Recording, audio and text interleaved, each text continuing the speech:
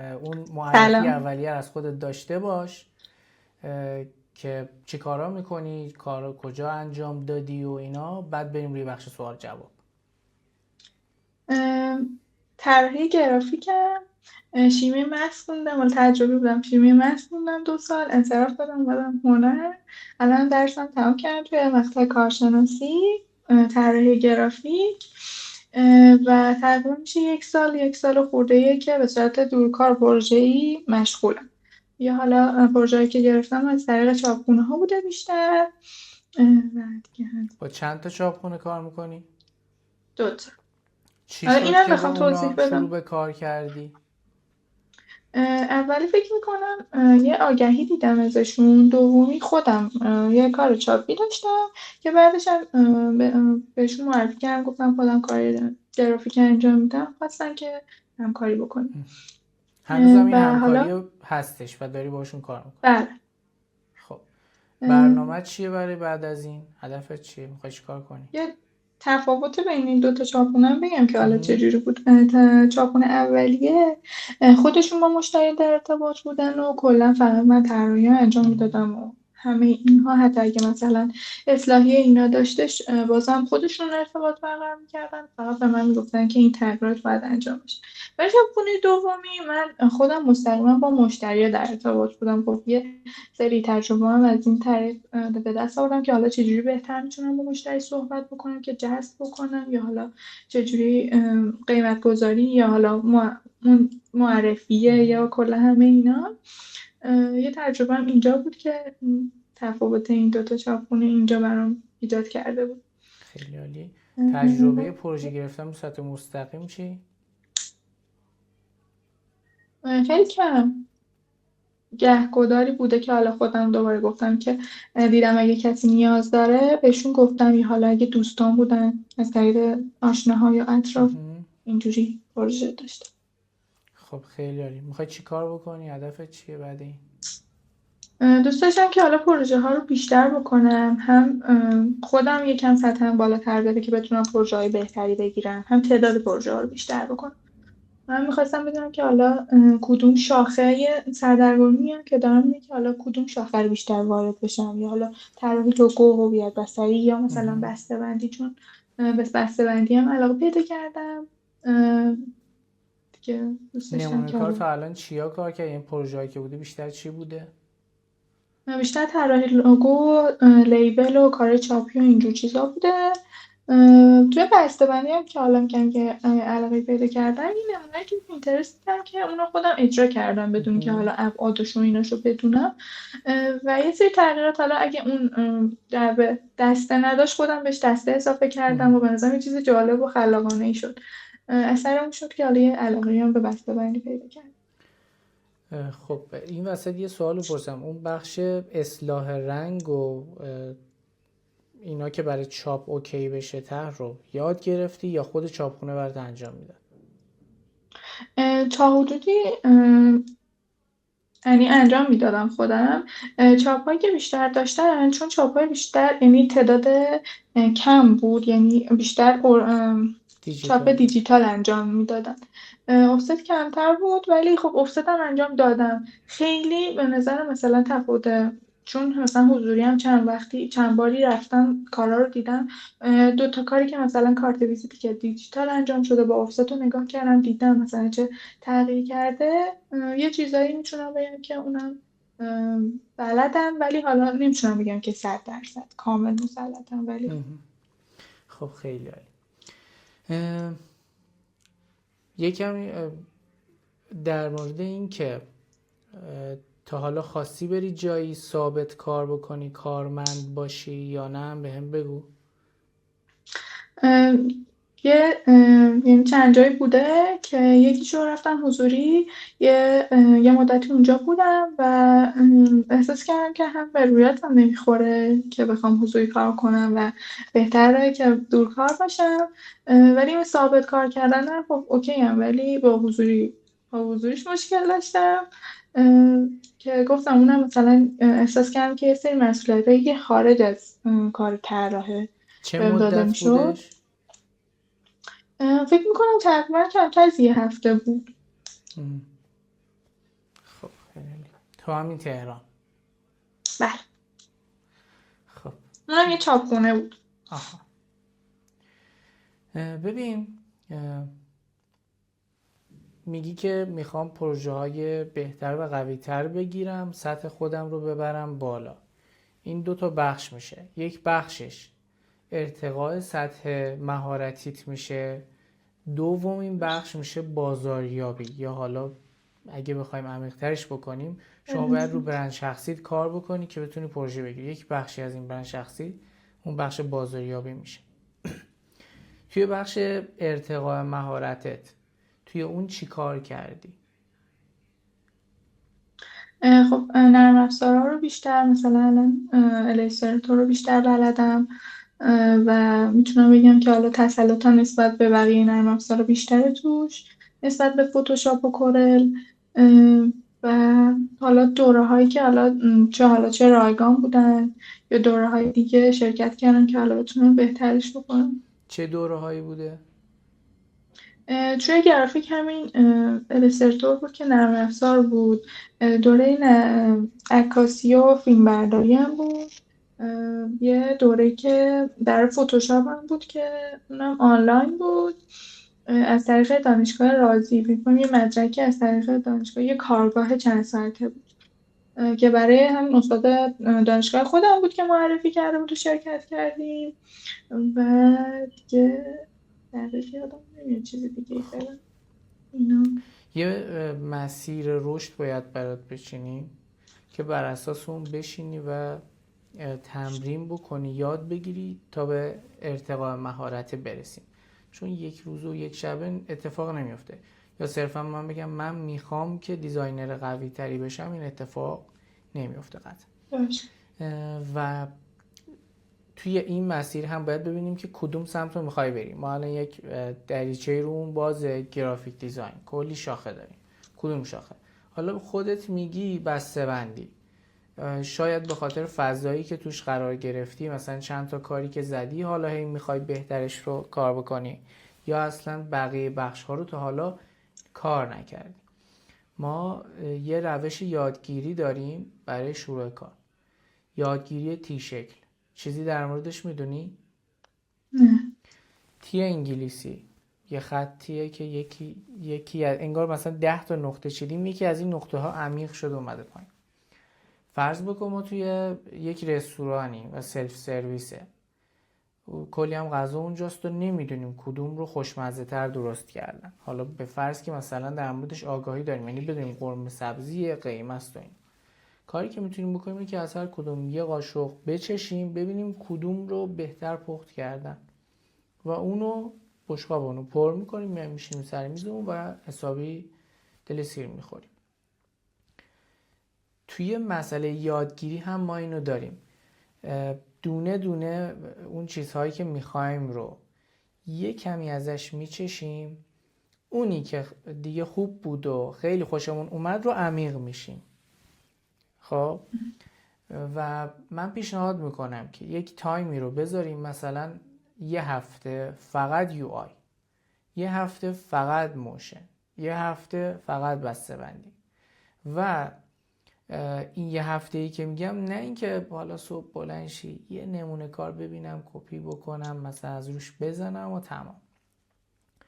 شما باید توی این پروسه اول از همه هنرجو باشی. هنرجو، دانشجو، این رو ما نتونستیم جا بندازیم. آره، این دانشجو میره سر کلاس میشینه با گوشیش ور میره بعد میگه دانشجو هم. این اصلا به درد نمیخوره. دانشجو واقعی حتی سر کلاس چیزی یاد نمیگیره، اما خودش میره توی قضیه رو در میاره. شما باید توی این پروسه واقعا هنرجو باشی. و چی کار میکنی؟ مثلا هفته اول همون بسته‌بندی که حالا بیشتر از هم علاقه داری بهش، بشین سرچ بکن هر محتوایی که میتونی ازش پیدا بکنی. دوره ها رو پیدا بکن، هم دوره های رایگان هم دوره های پولی. یه لیستی درست بکن دیگه، یه داکیومنتی بذار این دوره ها هستش، اگر خواستم دوره ببینم از این لیست باید انتخاب بکنم. حالا چطور انتخاب بکنی رو بهت میگم. این لیست رو مشخص میکنی. چنل های خوب یوتیوب فارسی و انگلیسی، فارسی شاید کم باشه ولی انگلیسی خیلی دیتا هست، پیدا میکنی. نگاه میکنی، یه دیتایی برای خود جمع میکنی، این چه یه روز 2 روز سرچ تو به همه این دیتاها میرسی. بعد حالا از بین این دیتا اونایی که برای جذابتر بود و قطعا رایگان ها، یعنی جوگیر نشی بری پول بدی برای چیزی نه خب بعد همون حتما اول مطمئن بشم مثلا بعدن آفر خودم اینجوری هم دقیقا که از اون رایگان و اون چیزایی که خیلی جذابتره رو شروع میکنی روشون کار کردن. مثلا میبینی توی یه چنل یوتیوبی یه دونه محتوا هستش که اینو دوست داری، میگی بذار یه دونه اینجوری تمرین بکنم، تمرین میکنی. یا مثلا میبینی یه دونه چنل یوتیوبی هستش داره کات‌های مختلف یا باکسای خیلی خاصی رو از بسته بندی میده، خب میری یه کمی اونو تمرین میکنی. این از این، یعنی یه میتونم هفته یادداشت کنم این اوکیه، ولی صحبتتون. بدون اینو منتشرش میکنیم دیگه تو یوتیوب، یعنی خودت هم داریش. اوکی. بعد این میشه یه هفته تو بسته بندی. هفته بعد مثلا میری یو آی، هفته بعد میری مثلا گرافیک دیزاین. یا الان من دیدم که خیلی زیاده بچه‌هایی که قبل از تو توی جلسات بودن صحبت میکنن تامنیل دیزاینر رو ما داریم، فقط تخصصی تامنیل میزنه. خب که حالا من اصلا دوست ندارم دیزاینرها اینقدر خاص بشن روی یک موضوع. درسته از قدیم میگفتن نیچ کن، مثلا روی یه چیزی خیلی خاص شو، ولی نه برای شروع. تو اگه از روز اول فقط تامنیل بزنی این باعث میشه که توی بخشای دیگه خیلی ضعیف بشی. اون بخشای مختلف رو شروع می‌کنی، یو آی، بعد مثلا بسته‌بندی گفتیم، گرافیک دیزاین گفتیم. اصلا یه هفته تو بشین موشن دیزاین کار بکن، بشین موشن دیزاینر و ببین اگه این فضا رو متحرک بکنی چه حسی داری. شاید اون حس خیلی قوی تر از بقیه بود. میدونی ما کلی موشن دیزاینر داریم که گرافیک دیزاینر بودن، بعد یهو رفتن این المانا رو متحرک کردن، گفتن واو این چقدر باحالتره، موندن اونجا، برنگشتن تو گرافیک. و بخش‌های مختلف دیگه سرچ بکن، چیزهای مختلف رو در بیار. با توجه به اینکه گفتی توی اتوبوس و اینها کانسپت میزدی و اینها، حتی میتونی بشینی مثلا یه هفته 2 هفته کانسپت آرتیست بشی، یه کانسپتی طراحی بکن، یه کاراکتری اتود بزن، میدونی همه این کار رو میتونی بکنی و ببینی که کدوم بیشتر بهت چسبید. اوکی، حالا اون دیتا هم داری، یکی دو روز اول رو در مورد اون دیتا چیز کردی، خب برمیگردی رو اون حوزه. به فرض دوباره میگیم که بسته بندیه، میای رو بسته بندی. حالا اون محتوا رایگانایی که پیدا کرده بودی رو اول یه دور شخم میزنی، شخم اساسی در گوشی داخل پرانتز میگم اگه واقعا اون محتوای رایگان خارجی رو شخم بزنی به محتوای فارسی پولی هم احتیاج نداری به احتمال خیلی زیاد، به جز یه تعداد محتوای خیلی کمیابی که توی ایران هست که اونا هم اصلا زبانه فکر میکنم خیلی چالش نیست. سعی بکن متوجه بشی، زیرنویسش رو فعال بکن، حل میشه. خب ولی رو زبان قطعا باید در کار بکن. تصویریه فکر میکنم آره چون دیگه واقعا خوبیه حوزه کاری ما اینه. اون چیزهایی که مفهومی هست رو باید یاد بگیری، شاید حتی اون ور هم دیگه رایگانش نباشه.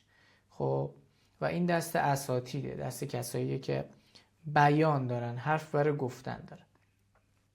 این از این. پس پروسه کاری تو این شد، حوزه‌های مختلف رو یه هفته تست میکنی، اونی که قوی تر بود رو میری روش متمرکز میشی، محتواها رو شخم میزنی، تمرین حسابی.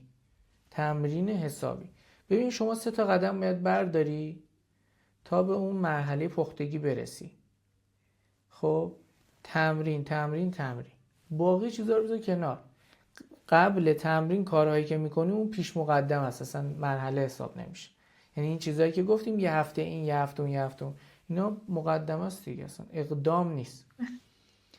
پس تمرین تمرین تمرین، 3 مرحله تمرین کردی، باز من میگم تمرین تمرین تمرین، همینجوری. از یک جایی به بعد ما محتوا آنچنان نداریم، یعنی خیلی از اساتید دیگه رفتن به یک قله‌ای رسیدن دیتایی نداشتن، با اون فرمول هنرجوییه، با همون تمرینه رفتن رسیدن. اوکی؟ منظورتون چیه که دیتایی نداشتم. ببین یک مثالی بزنم. آقای رضا بختیاری فر چند تا لوگوتایپ خفن داره، چند تا فونت داره. من نمیدونم، نظر منه، ارتباطی با ایشون ندارم. حرف من اینه ما قبلا رضا بختیاری فر نداشتیم که ایشون از رو دستش نگاه کرده باشه. گرفتی شد؟ یعنی رفته یه سری چیزا رو یاد گرفته، ولی ابداع خودشون آره باشه. از یه پله‌ای به بعد دیگه اصلا خودش پله ها رو ایجاد کرده. خودش اومده فونت های جدیدی رو که قبلا نبوده ساخته. لوگوتایپ ها و مسیری که تو اون لوگوتایپ ها طی کرده نبوده، اون ایجاد کرده خودش. خب من میگم تا یه مرحله بله قابل تمرین، از یک جایی به بعد اصلا نیست. تو خودت باید بگردی نگاه بکنی، یک مشتقی ازش بگیری. تو میدونی مشتق چیه دیگه، تجربی خوندی. یک ترکیب جدیدی از یک چیز در میاره تا میرسه به یک چیزی که میشه خاص خودش، بقیه اصلا نداره. خلاقیت منحصر به فرد بله همون شخص. آفرین. یعنی میخوام بگم که از یک جایی به بعد اون هنرجو بودن تازه ارزشش پیدا میشه. شما باید اون هنرجوی بودن رو داشته باشی، جستجوگر باشی، بگردی تمرین بکنی، پیداش میکنی. اوکی؟ این از این. حالا میگی من چطور تمرین بکنم؟ من به مرحله این رسیدم که کدوم حوزه میخوام برم جلو، چطور تمرین بکنم. شوکه کننده از کپی بکن. تو هنرجویی یا من متوجهم، ولی برای شروع کار من نمیگم تو چرخ رو اختراع بکن. اتفاقا تو شروع تو کپی بکن. برو مثلا اون سبک دیزاینایی که دوست داری رو 10 تا مثلا انتخاب بکن، 5 تا انتخاب بکن، بیار بذار. اولی رو 100% کپی کن. فقط بذار ذهنت پروسه‌ای که اون دیزاینر اصلی طی کرده رو یک بار طی بکنه. از لحاظ حالا چی؟ از لحاظ اجرایی. بگو حرفتو من ادامه بدم. این که حالا چون بسته‌بندی وارد شده ما داریم جزئیاتش رو میگیم، همین بسته‌بندی رو میپرسم که مثلا تمرین توی بسته‌بندی چی کار میتونیم بکنیم؟ الان بهت میگم دیگه، همین جواب. چند تا کار رو خوب پیدا میکنی، کپی میکنی. اولیشو 100% کپی کن. 100%. اصلا بذار ذهن درگیر این بشه که دیزاینر اومده تکسش رو این اندازه در نظر گرفته، 1/3 صفحه در نظر گرفته. خب منم همینو بذارم بعد فکر بکنم که چرا این کار کرده. یه کار رو 100% کپی بکن. کار بعدی رو مثلا بگو کپی میکنم و 20%ش رو تغییر میدم. و اون 20% هم تغییر میدی احتمالا میبینی که زشت شد. خب اولش اینجوریه، باید هی تلاش بکنی اون 20% جدیدی که تو میذاری طرح رو بد نکنه، بهترش بکن. یه کار دیگه مثلا 40%ش رو کپی میکنی، 60%ش از خودت. یه کار دیگه فقط 20% اون چیزای اصلی رو کپی میکنی، تقریبا بخش زیادیش رو از خودت میذاری. بعد حالا تو یه تعدادی، حالا من نمیگم صرفا 4 تا 5 تا، اصلا تو در نظر بگیر شاید لازم باشه 20 تا طرح رو کپی بکنی، اصلا ایرادی نداره. اینا تمرین توه. تو اون پروسه رو طی کردی و تو ذهنت الان میدونی پروسه چیه. حالا میتونی شروع بکنی، به مرحله این میرسی که الهام بگیری، برای خود پروژه فرضی تعریف میکنی و الهام میگیری از طرح‌های خوب و به مرحله الهام میرسی، باز تمرین میکنی و سعی بکن تو اینام تنوع داشته باشی. یعنی چی؟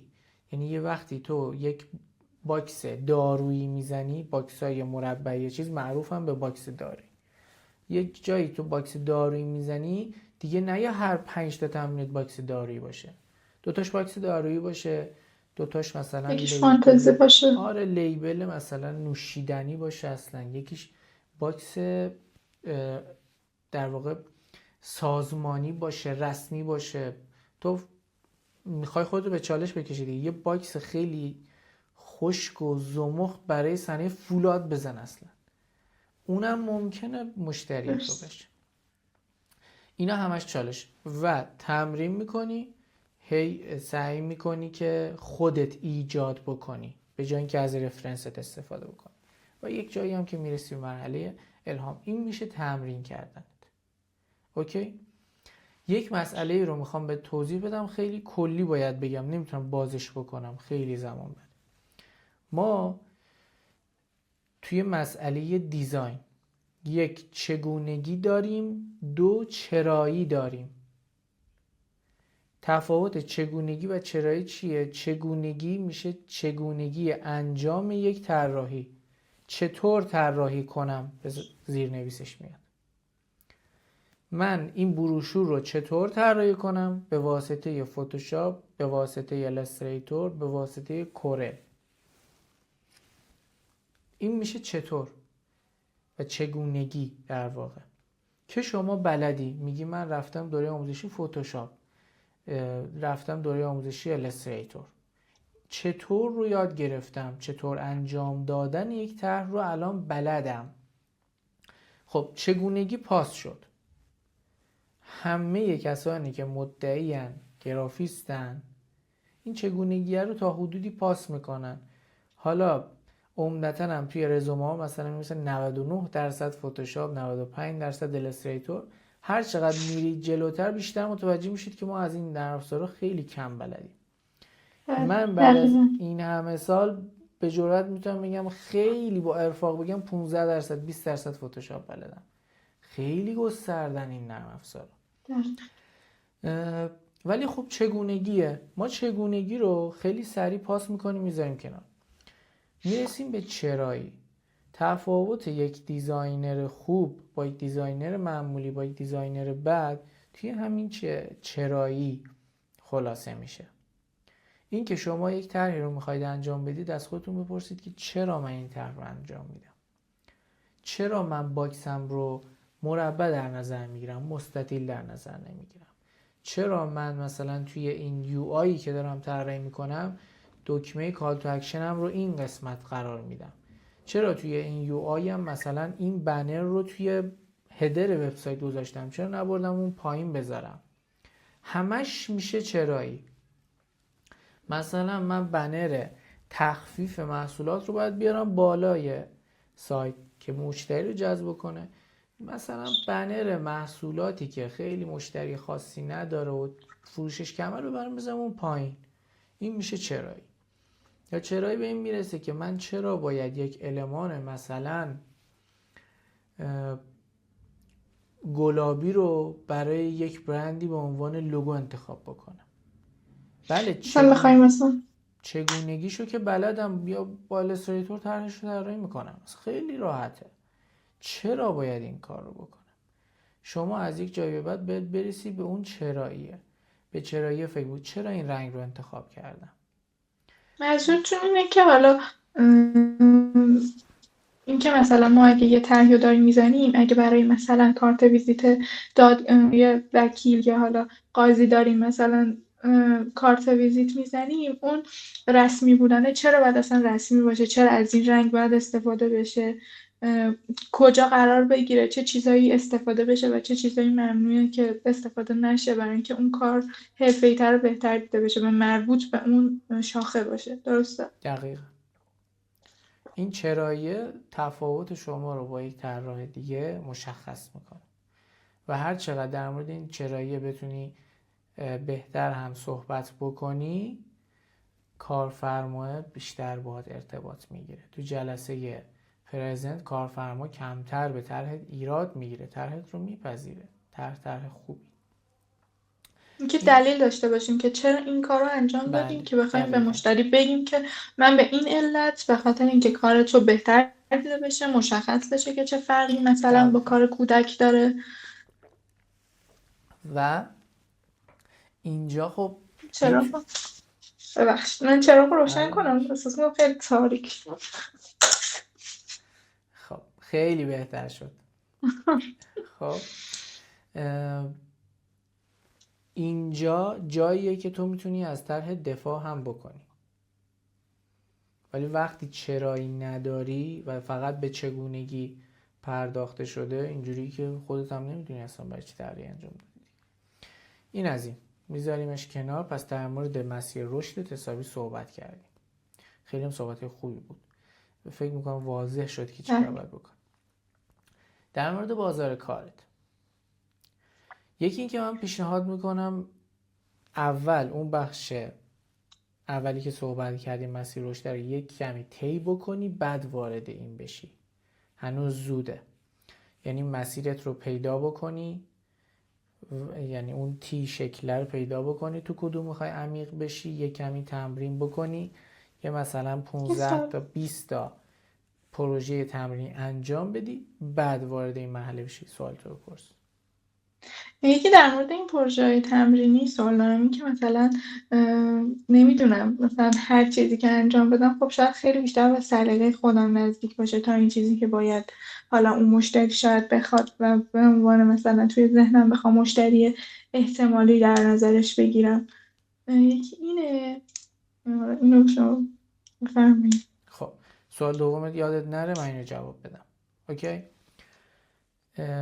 تو میتونی یه کاری بکنی، اون سمپل هایی که انتخاب میکنی، اون نمونه ها، رفرنس ها متفاوت باشه، یعنی صرفا با سلیقه خودت یکی نباشه. این یه مسئله. دو، تو هر چقدر بری جلوتر و بیشتر تمرین بکنی، تسلطت وقتی تو اجرا میره بالا، دیگه دیزاینی که میزنی طبق سلیقت نیست، طبق نیاز مشتری، بر اساس چرایی پروژه است. خب یعنی تو تایید رو از کجا بدونیم که مثلا بگیم که اگه من در نظر داشته باشم که این مشتری با این توضیحات همچین چیزی رو از ما میخواد، از کجا بدونم که آیا این تایید هست و یا اصلا به اون مرحله که به نظر خودم حرفه‌ای رسیده یا نه؟ این رو از چی میتونی بفهمی؟ از این که تو بتونی یک جلسه بریف خیلی خوب با سفارش دهنده داشته باشی و درست تعریف بکنی پروژه رو. وقتی درست تعریف بکنی میتونی بهش درست جواب بدی. یک دیزاینر ارائه راه حل بصری برای یک مسئله و مشکل انجام میده. منظورم شو تمرین هستم، این که مثلا دارم تمرین انجام میدم چجوری بفهمم که آیا این اگه مشتری برای مشتری بود مورد نمیتونی تایید بفهمی تو حرفه‌ای تمرین، هست؟ نمیتونی تو تمرین بفهمی.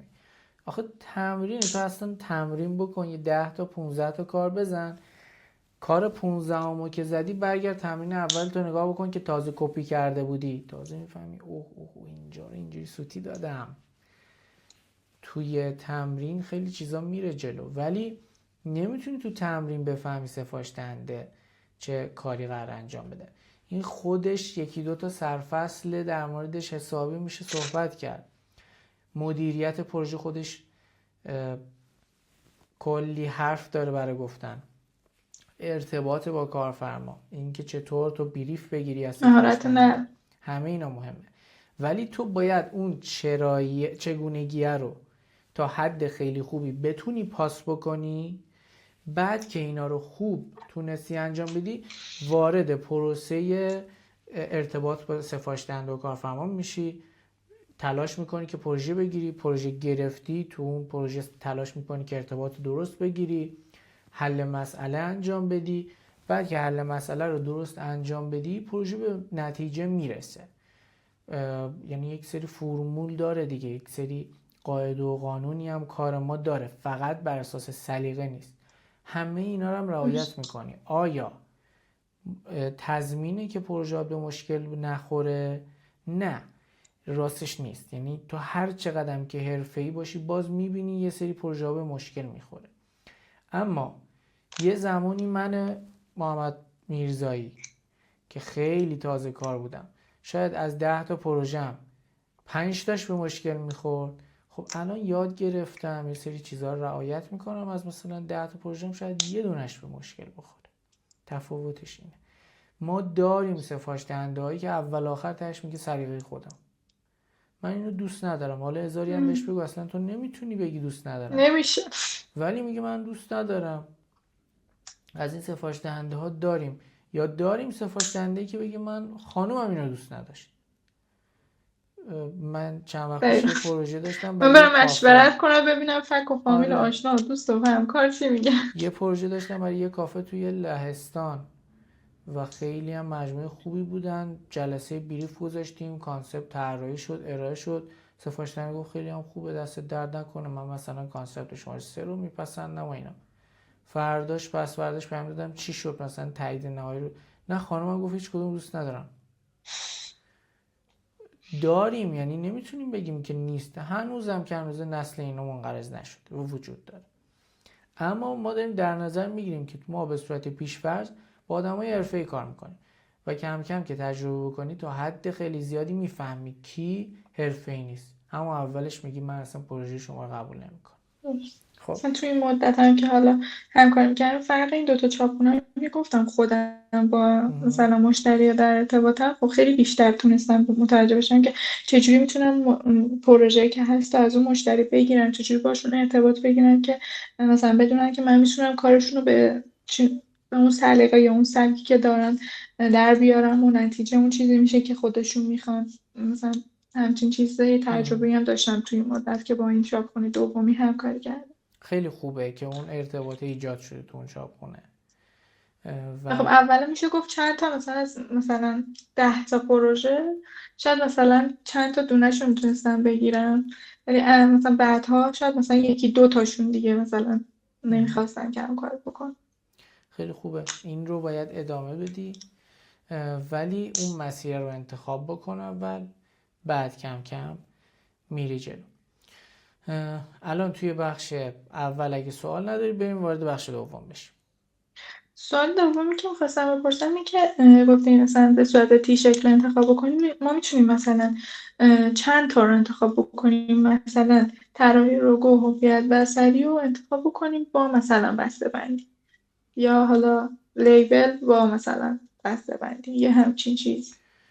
ببین من نظرم اینه که توی شروع کار که ما همه رو باید بلد باشیم. یعنی من نمیتونم بگم یک گرافیستی اصلا بسته‌بندی بلد نیست ولی طراح لوگو خیلی خوبیه، من اینو نمیپذیرم. یعنی تا حد امکان همه این شاخه ها رو باید بلد باشه و هر چقدر میره جلوتر باید سعی بکنه که باز آپدیت بکنه بخش های دیگر رو. حالا درست. توی یک حوزه خیلی قوی تر میشه. از قدیم ما یاد گرفتیم میگن توی یه حوزه خیلی تمرکز کن به همون شناخته بشی. من نظرم اینه که توی حالتیه که دیگه خیلی سطحت بالاست باید به یک مورد شناخته بشی. وقتی سطحت توی مثلا یه حوزه پایینه دیگه نیاز نیست تو مثلا خیلی هم خاص دیده بشی.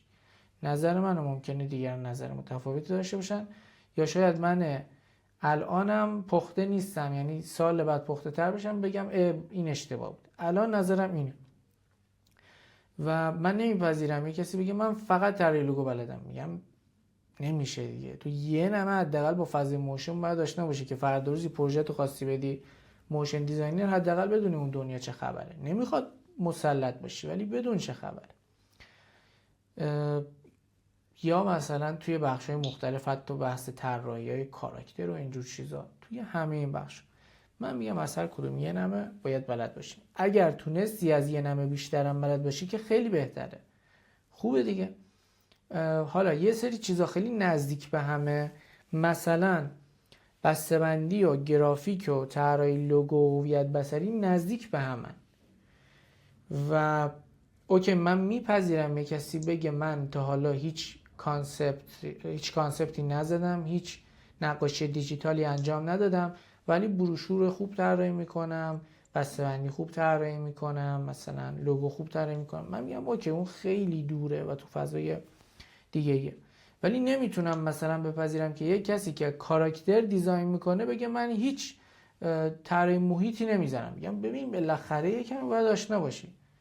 ما الان میریم توی استودیوهای انیمیشن میبینیم اون کسی که کاراکتر دیزاینره کاراکتر طراحی میکنه، کانسپت نمیزنه، بکگراند نمیزنه. خب و بالعکس. ولی اینطور نیستش که اینا یه ذره هم از هم دیگه بلد نباشن، کامل میدونن تو اون یکی فضا چه خبره، مخصوصا فضاهایی که مکمل همه. ما توی گرافیک هم اینو داریم. تا حد امکان اگر تو میخوای یک لوگو دیزاینر خوب هم باشی یه کمی بسته‌بندیه رو بدون، گرافیک رو حتی بهتر هم بدون. اگه میخوای طراح بسته‌بندی باشی نمیشه که تو بگی من هیچی گرافیک بلد نیستم. مثلا گرافیک لازم داری برای این بسته‌بندی.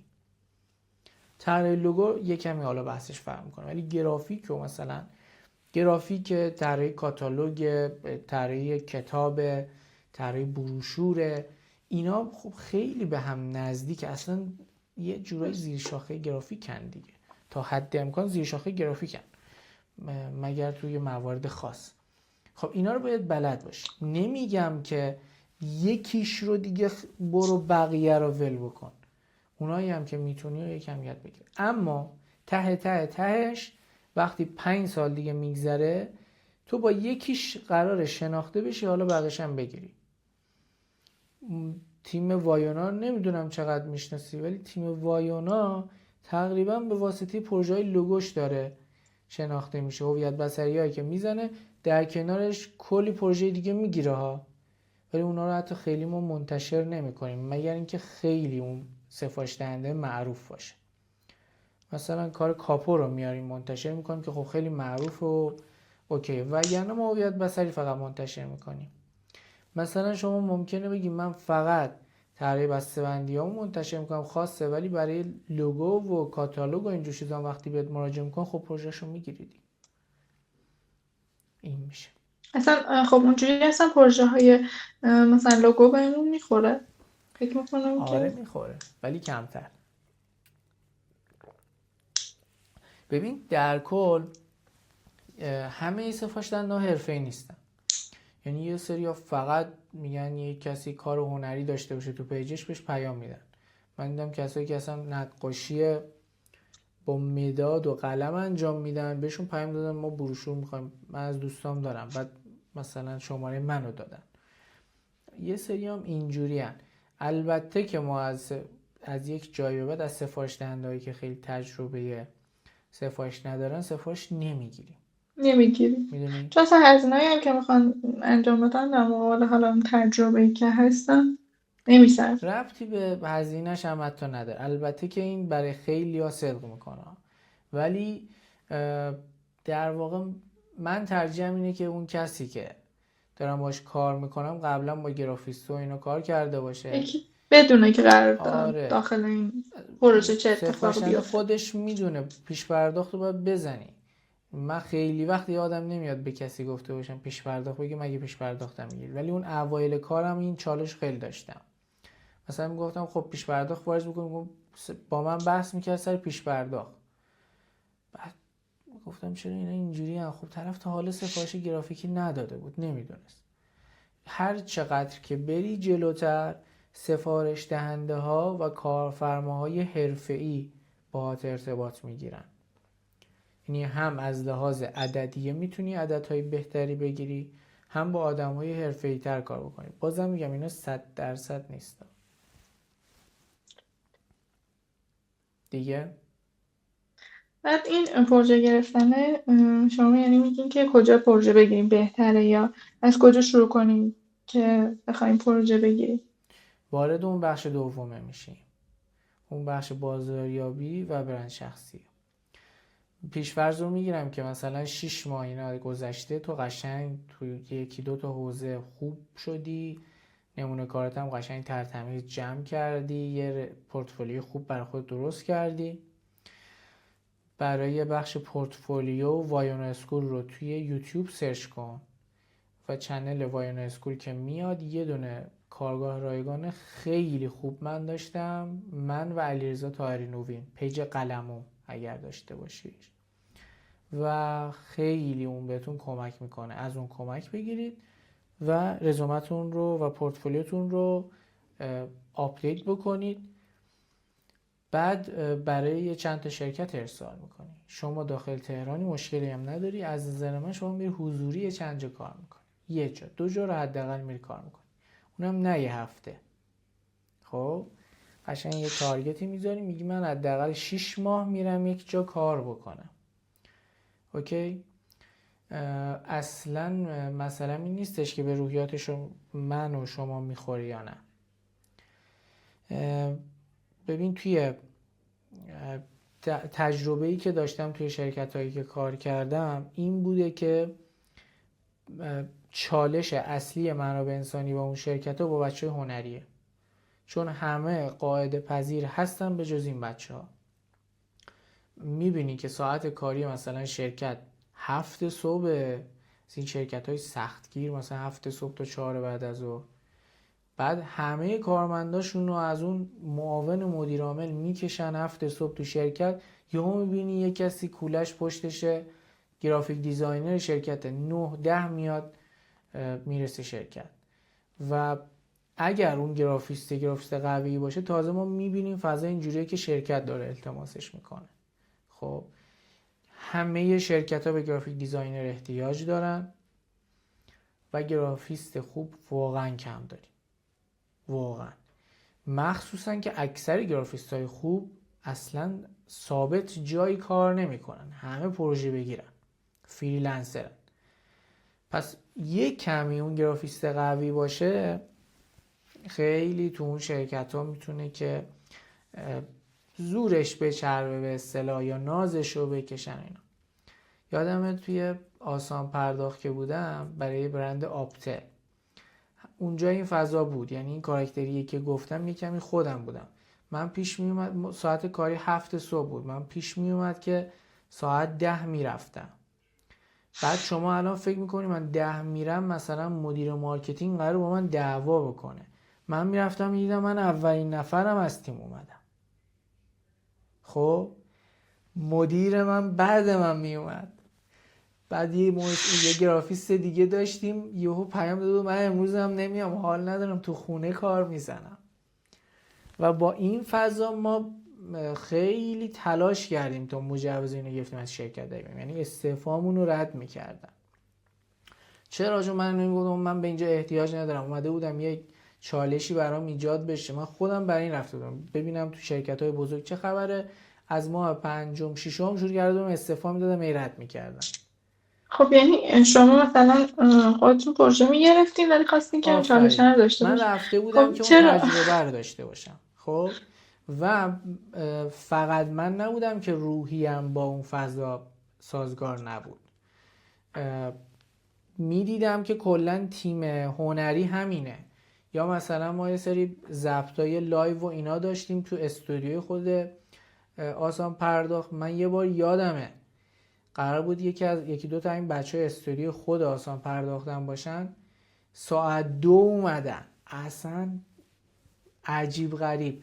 ولی در نظر بگیر این کلا بچهای هنری اوکی، شاید یه کمی از لحاظ قاعده پذیری اینا سخت بتونن باشن، ولی تو کار یهو میدیدی که همه اون کارمندایی که هفته صبح اومده بودن 4 بعد از ظهر کارت میزدن. من نوعی یادم 11 شبم از شرکت در اومدم.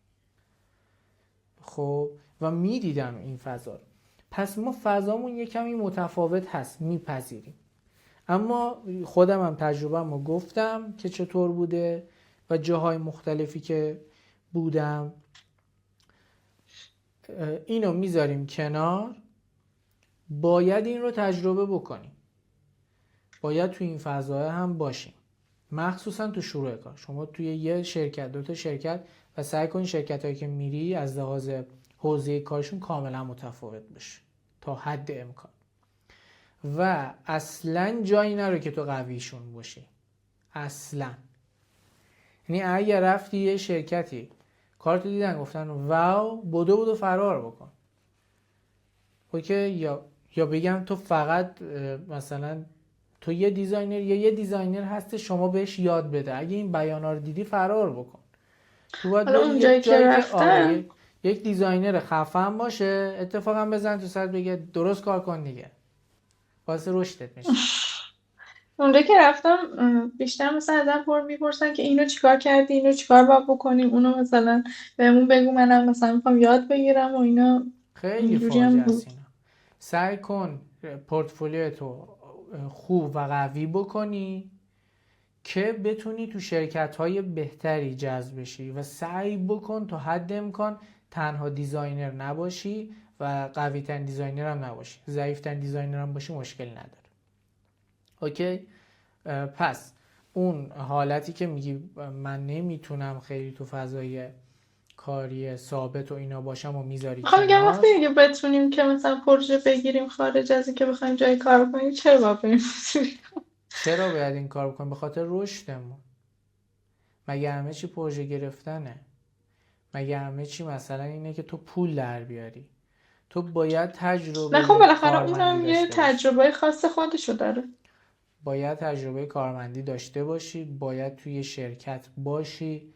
حتی این سختی که تسک پشت تسک میاد و به جون بخری، بعد از 5 ماه 6 ماه، من نمیگم زیادا، 5 ماه 6 ماه یهو میبینی که آها چقدر چیزای مختلف یاد گرفتم. اینجا من میگم اوکی، حتی اگه شرایط اون شرکت خوب بود میتونی تا 1 سال 2 سال هم بمونی، اما دوست نداشتی در بیا، برو یه شرکت کاملا متفاوت دوباره این رو تجربه بکن. همینجا تو الان کلی نمونه کار واقعی داری دیگه. گرفتی چی شد؟ کلی نمونه کار واقعی داری، دوباره پورتفولیو تو آپدیت میکنی. توی این مدتی که اونجا داری ثابت کار میکنی به تمرینات ادامه میدی، هم کارهای اون شرکت رو هم کارهایی که تو تمرینات انجام دادی رو توی سوشال مدیاهات منتشرش میکنی. الان تو 2 تا 3 تا شرکت کار کردی، مثلا میره 2 سال بعد کلی همکار داری که احتمالاً اونا هم حتی از این شرکت جابجا میشن میرن جای مختلف و هی هر موقع حرف از گرافیکس بشه تو رو میشناسن، در شبکه واقع سازی شکل شبکه میگیره. سازی و کانکشنت قوی شده. و تا حد امکان سعی بکن که تو فضاهای حضوری باشی. من به شخص خودم بسیار تو این حوزه ضعیفم، یعنی منو از نزدیک خیلی ها ندیدن. خب این ایراده. با اینکه ایرادمه به همه میگم که اصلا این کارو نکنن، تا حد امکان حضور داشته باش، به صورت حضوری با آدم ها ارتباط بگیر و یه بخش بسیار قوی روی برند شخصی تو سوشال کار بکن. روی سوشال مدیاهای مختلف پروژهات رو منتشر بکن، به بهترین شکل ممکن هم منتشرش بکن و میبینی که تو همین منتشر کردن ها دوباره از جای مختلف هم بهت مراجعه میشه برای پروژه.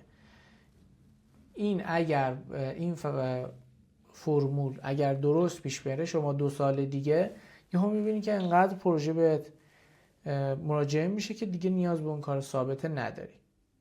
گرفتی شو؟ یعنی یک شبه ما نمیگیم کسی فریلنسر بشه. اول باید اون پایه های فریلنسری رو بسازی، هم رزومه چند تا شرکت رو داری، هم نمونه کارش رو داری، تجربه خیلی خوبی دیگه داری و کم کم پروژه‌ات هم گرفتی. الان دوباره میتونی شیفت بکنی برگردی روی فریلنسری. این میشه مسیری که باید طی بکنی. مرسی. قربونت. دیگه سوال نیست؟ خسته نباشی. نه اصلا دیگه فکر کنم نه.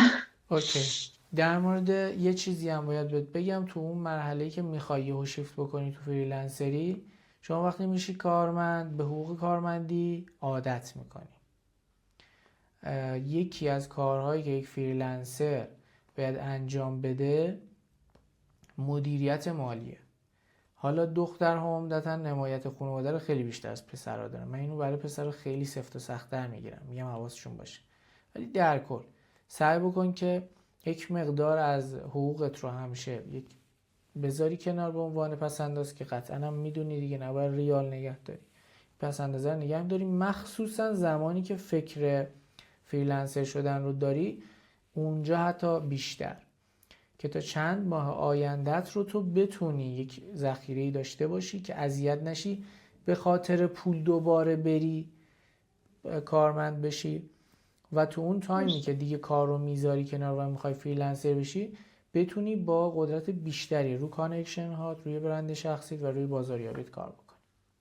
بعد این پیج و حالا اینکه گفتین سوشال میدیا حالا بخوایم کارم رو بزنیم، مثلا اینکه پیج بالا بیاد و اینا خودش هم یه پروسه خیلی بزرگه. اینکه حالا پیج چجوری پرزنت بکنیم خودمون رو، چه چیزی بذاریم که حالا کلیک بخوره، چه چیزی بخوریم که بیشتر دیده بشه، همه اینو.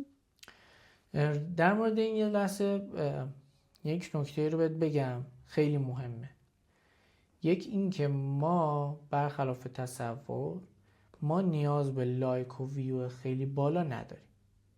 خب احتمالاً هم دیدی تو همین کامیونیتی ما افرادی رو داریم که اصلا سطح مهارتی بالایی ندارن، یهو با 1-2 تا حرکت تو الگوریتم اینستاگرام به ویوهای خیلی خوب و فالوور خیلی خوب رسیدن.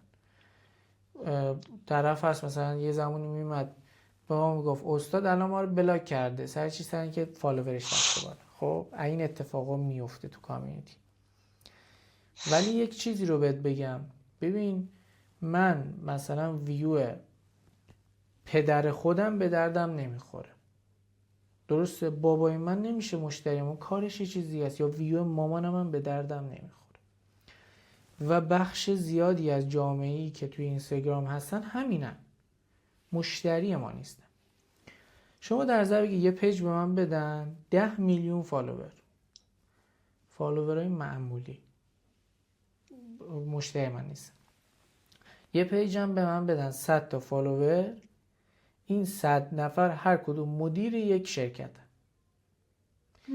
این خیلی ارزشمنده. این اصلا این 10 میلیونی ارزشی نداره، چون معلوم نیست اون وسط کیا هستن. پس در نظر بگیم ما این 100 تا رو میخوایم، 100 تا رو میتونیم جمع بکنیم؟ نه، 10 تا 15 تا رو که میتونیم جمع بکنیم. و بدون اینا رو توی لینکدین خیلی بیشتر میتونی جمع بکنی. پس تو لینکدین هم باید فعال باشی. اوکی؟ ما برای اینا تلاش میکنیم. خب من وقتی دارم داد میزنم که من گرافیستم، اینم نمونه کارمه.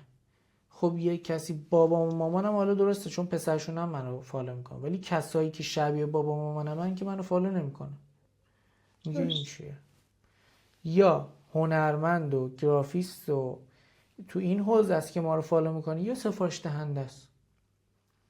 من سفارش دهنده داشتم به من گفته آقای میرزایی من از 4 سال پیش تو رو فالو دارم و من اصلا برام فرام ریخته. گفتم چطور شده من ندیدم؟ گفت من اون موقع دیدم، دوست داشتم برای مجموعم لوگو بزنم، ولی مثلا تازه کار بودیم و اینا، وایسادم به یه مرحله بیزینسم برسه، حرفه‌ای بشم، همیشه دوست داشتم لوگومو شما طراحی بکنید. بعد من با کلی ذوق واو چقدر باحال و اینا پروژه‌شم بردیم جلو. یه دونه این سفارش دهنده دارم الان 4 تا شرکت زده، هر 4 تاش هم لوگوشو من زدم. یا یه مجموعه هست خارج از ایرانن، خیلی با هم دیگه کار میکنیم، خیلی پروژه زیادی دارن. چند وقت پیش سفارش دهندش بهم گفت آقای میرزا میدونی من قبل اینکه کارمون رو شروع بکنیم 2 سال قبلش هم یه بار بهت پیام داده بودم ازت قیمت گرفته بودم. همینجوری بودم که واقعا راست میگی؟ وارو موقع اصلا برای یه کاری دیگه بهت پیام دادم نشد، ولی پیج تو داشتم. چی شد؟ پیجمو داشت. این مدل آدما رو باید دور خودمون جمع بکنیم. با چی؟ با اینکه بگیم من چی کارم. قرارم نیست حالا خیلی اتفاق خاصی بیفته، درسته کمی الگوریتم و اینا هست، ولی ما قرار نیستش که مثلا مثل یه اینفلوئنسر بشیم 1 میلیون فالوور 2 میلیون فالوور. به چه دردمون میخوره؟ من بازم میگم 100 تا سفارش دهنده اگر توی پیجت داشته باشی، تو باید یک تیم 20-30 نفره بچینی که به اینا بتونن خدمات بدن اگه کار درست باشه. و اینم بدون آدم حرفه‌ای‌ها خیلی کار دارن که به ما گرافیستا بدن. یعنی بعضن یه دونه کارفرمای خوب انقدر پروژه میاره که یه گرافیست کافی نیست. پس بگردیم دنبال اونا و به اونا نشون بدیم که ما چی کاره ایم. ما پول رو از سفارش دهنده به کارفرما. منظورتون داخلیه یا خارج؟ هر چی ربطی نداره. خارجه یعنی از پیج یا لینکدین یا حالا سایت هایی از که هر جا میتونه باشه، ولی شما اصلا بهش فکر نکن. خودش آره پیش میاد. خودش پیش میاد، ولی امیدوارم که خیلی زود براتون پیش نیاد. شما ممکنه از من ناراحت بشی بابت این حرف، ولی به نفع. خب من دیدم آدمایی که خیلی زود پروژه خارجی گرفتن، خب کاری از دستش برنمیاد، یه کار کثیف و ضعیف تحویل داده، سفارش دهنده رفته دیگه برنگشته. وقتی سفارش دهنده باید بیاد که انقدر کار خوب ازت ببینه که دیگه نره. سفارش دهنده هایی هستن که میتونی باشون چندین سال به صورت مداوم کار بکنی، پولت هم دلاری بگیری. هستن، خیلی هم راحت کار باهاشون، به شرط اینکه تو واقعا در سطح درست بهش کار تحویل بدی. میتونی در سطح درست کار تحویل بدی؟ این سوال از خودت بپرس و براش عجله نکن. به موقعش ایشالله برات اتفاق میفته، بعد همین دست خداست. من معتقدم شما فقط تلاشتو بکن، به موقعش همش اتفاق میفته. خیلی هم قشنگ میچینه خدا برات. این اعتقادات مرسی. خودم کمی شخصیه گفتم. نه، موافقم. نه. شما رو مرسی، خودت خسته کار نباشی. بکن. یه چیزی میگن شما ظرفت رو بزرگ بکن، پس از آب بارون میتونی بیشتر ذخیره بکنی. ظرفت رو بزرگ بکن، بقیهش اوکی. مرسی، ممنون. قربونت و امیدوارم که خیلی این جلسه برات یاد مفید بوده گرفتم و باشه. خوشحال شدم از هر صحبتات. جا هم سوالی چیزی داشتی تلگراممو داری، میتونی سوالاتو بپرسی یا تمریناتو بفرستی، من نظرمو میگم و حتما تلاش میکنم که کمک بکنم و برات آرزوی موفقیت دارم. مرسی، لطف میکنی. بازم خسته قربونت، نباشین. خداحافظ. خوشحال شدم. خدا نگهدار. خداحافظ.